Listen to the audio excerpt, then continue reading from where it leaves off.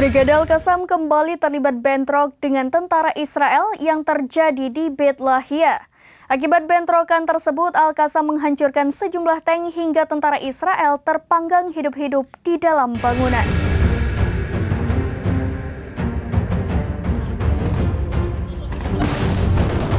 Brigade Al-Qassam kembali terlibat bentrok dengan tentara Israel. Adapun bentrok tersebut terjadi di Beit Lahia. Akibat bentrok itu, Al-Qassam menghancurkan sejumlah tank hingga tentara Israel terpanggang di dalam bangunan.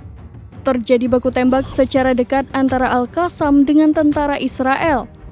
Video tersebut diunggah langsung oleh Brigade Al-Qassam pada Selasa 7 November 2023. Dalam video itu dinarasikan baku tembak yang terjadi di Beit Lahia.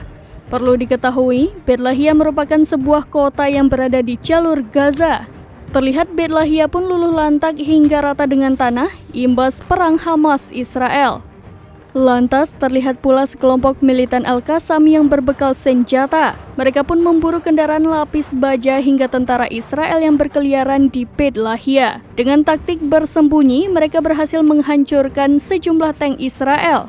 Bahkan Al-Qassam berhasil menyerang sebuah bangunan tempat tentara Israel bersembunyi. Akibat serangan Al-Qassam, bangunan tersebut hangus terbakar hingga tentara Israel terpanggang di dalamnya.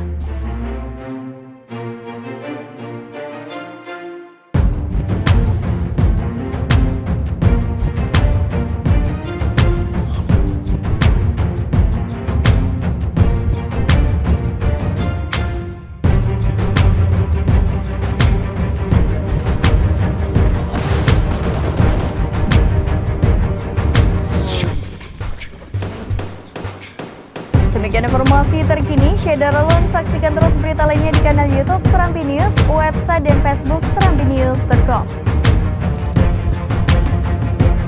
Download Tribun X sekarang, menghadirkan lokal menjadi Indonesia.